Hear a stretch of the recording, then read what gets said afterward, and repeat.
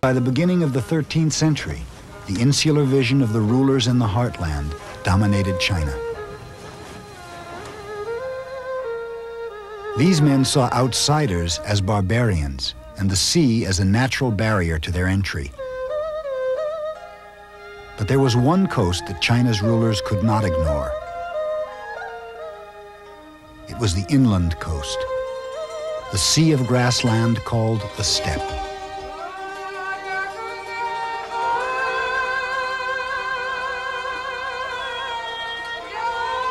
The Chinese called this place the land where the killing frosts come early. They said the nomads here were covetous for gain, human-faced with the hearts of wolves.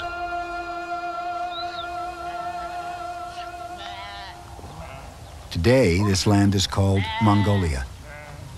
Mongols are the cowboys of Asia, nomads who live off their herds. Like the sailors on China's south coast, nomads make their living on the move, taking the herd wherever there's grazing land. This family can pack up their homes, called gers, in 30 minutes and move with their herds to greener pastures.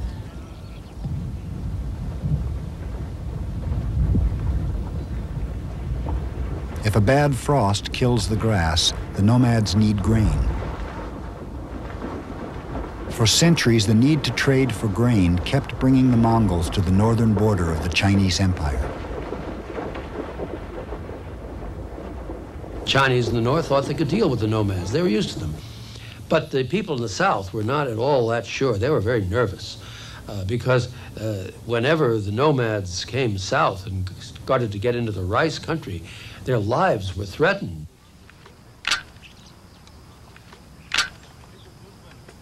China's worst nightmare is Mongolia's fondest memory, a time in the 13th century when nomad cavalry dominated the region.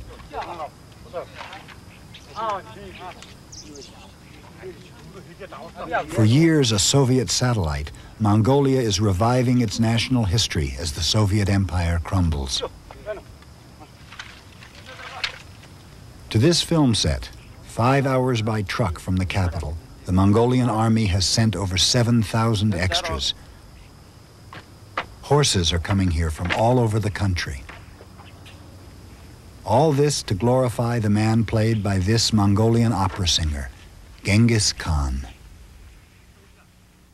Man's highest joy is in victory, to conquer one's enemies, to pursue them, to deprive them of their possessions, to make their beloved weep, to ride their horses and to embrace their wives and daughters.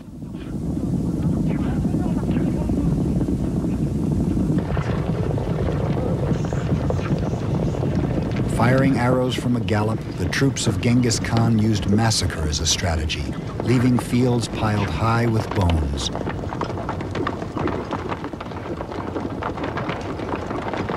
Living 10 days in the saddle at a time, the Mongols swept down over the peasant foot soldiers of China, taking Korea and pushing south to Canton. Using Chinese and Korean war junks, the Mongols launched attacks on Java and on Japan. The Japanese were no match for the Mongol archers.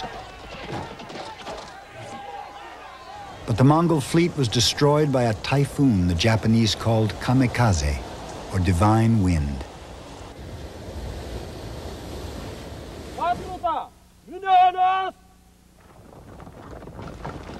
Led by Genghis and his sons and grandsons, the Mongols kept pushing the boundaries of their empire. They overran Persia in 1231. By 1241, they had burned Moscow, taken Kiev, invaded Poland and Hungary, and reached the Adriatic Sea.